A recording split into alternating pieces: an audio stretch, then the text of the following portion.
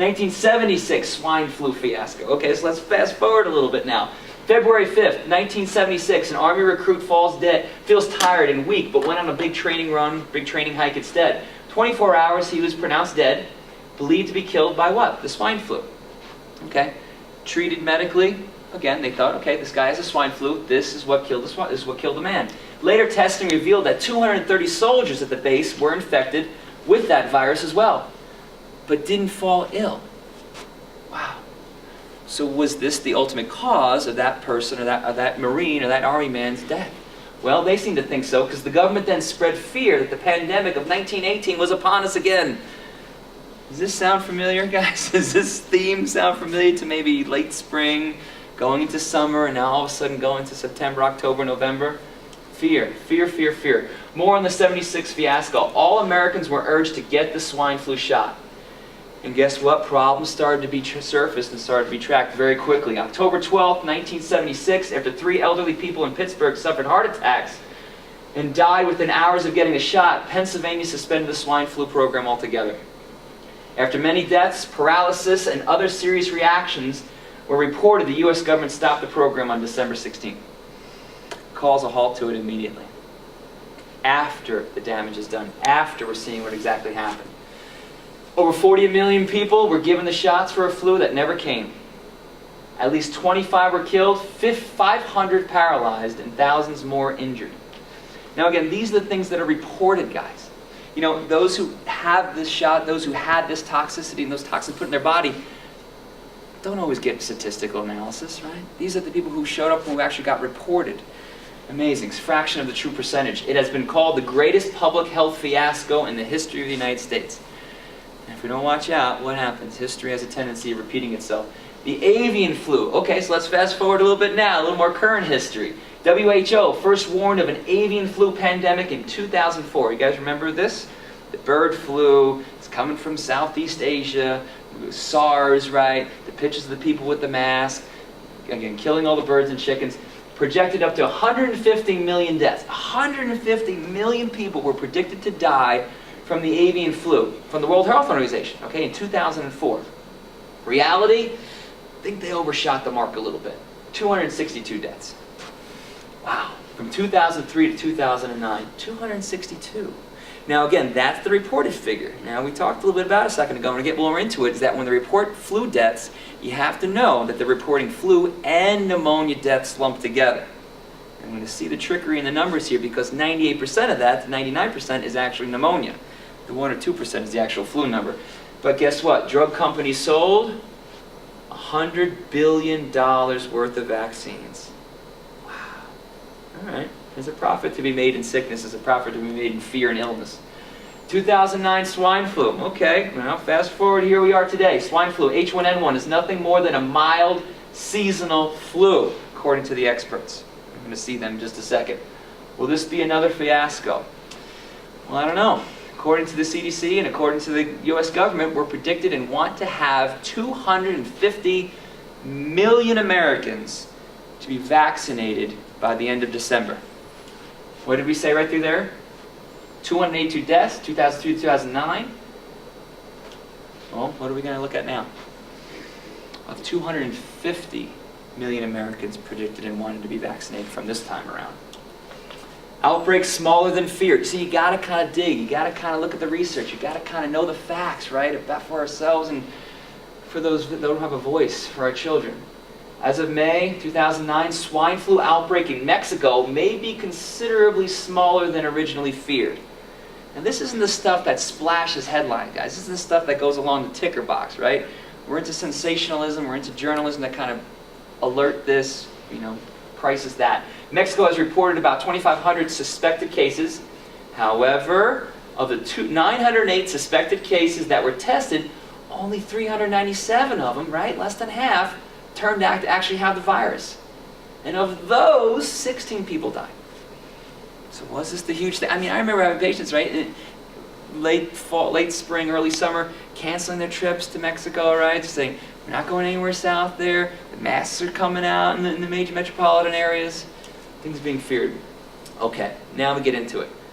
According to the CDC, to date, and this is as of 2 days ago, 885 Americans have reported to have died from H1N1 and its complications. You see, you got to read the fine print. Because when they say 885 Americans, now again, loss of one life absolutely is tragic. And we're not here to diminish that. But 885 Americans, okay, let's put these numbers in perspective, have died from H1N1 and its complications. So let's analyze that and its complications, okay? Because going off prior year flu stats, bacterial pneumonia, what? Accounts for 98% of that number. So the truth of this is, guys, it's nowhere close to 885. That means the actual number of H1N1 deaths to date is probably closer to 18. Wow. Amazing stuff, huh? Let's stir the fear. Let's get this going. Let's pump this guy out. To date, according to the CDC, here's another one that was difficult to find, but it's in there. Less than 1/10 of 1% of people who have had the swine flu have been hospitalized. You realize how insignificant of a number that truly is? Less than 1/10 of 1% of people who have currently had the swine flu have actually been hospitalized. 18 deaths. Okay, perspective time. Okay, each year, according to the American Medical Association, more than 160,000 people die each year, or 438 people a day, from adverse reactions to prescription drugs, making it the 4th leading cause of death. Where's the headline on this? Where's the Fox News alert on this, okay? Where's the stop the presses, everybody stop their lives because we got to go ahead and react? It's not there. Just think about that. 160,000 people a year dying from prescription drug reactions. Now that is not the number of people who are taking too much or taking it in combination with something that never should have been taken to begin with. This is not misuse. This is giving you a prescription to help you get over something that we think will help you get well again. And guess what the reactions and the side effects is? 438 people a day. Again, we're in completely different ballparks here with the truth and what's really going on out there. Apparently the rate of infection is not as widespread as we might have thought, reported a WHO official. This is from Lessons of 1976, an article that was published just this last May.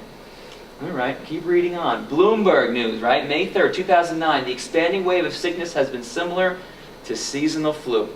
Many people are having the mild disease, they recover without medicines, and in some cases, and this is good news. Amazing stuff through here. But it doesn't matter. But it doesn't matter. And just like Dr. Krieg is saying, with all this information, with all these statistics, with all these skewed numbers, it still doesn't matter, right? The whole aim of practical politics, according to H.L. Mencken, is to keep the populace alarmed by menacing it with an endless series of hobgoblins, all of them imaginary, right? Governments, and the sad truth is when we look at, and Dr. Krieg alluded to this, when we look at free clinics and they're giving the vaccination out free, and this is such a public health service, guys, you got to understand that that money's coming from somewhere. Those drug companies are getting paid for that vaccine. There is money exchanging hands, and there's a lot of it, okay? Governments love crisis. Why? Because we're in fear now. And when people are afraid, they follow what their leaders tell them to do. And what are the leaders telling us to do?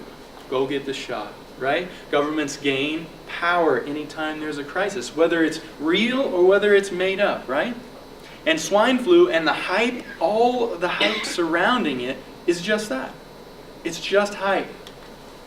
Underlying conditions. A little bit of background on this is heading into the summer of 2009. These are kind of the stats that the CDC had. And actually, these weren't made public. You had to kind of drag these out of them, and actually CBS kind of dragged them out of them. But looking here, the CDC actually stopped tracking, testing, and confirming cases of swine flu in people at the end of August, which is when everything really came to a head. And when we talk about skewed numbers and things of that nature, this is when everything was coming. The vaccines come in. We're going to get 250 million vaccines. Everything's coming out. And so all of that hype was based on these numbers right here in August. CDC officials confirmed that 36 people had been hospitalized with the swine flu. Of the 36, 12 had underlying conditions. that increased their risk of developing severe flu infection. 11 had pneumonia, 8 required admission to an intensive care unit, 4 had respiratory failure, and we finally weave it down to 2 died. Okay? All of this stuff was based on these numbers right here. Not 250 million people, not even 100 million people, not even 1,000 people. I mean, 36 people. Of those, there were 2 deaths.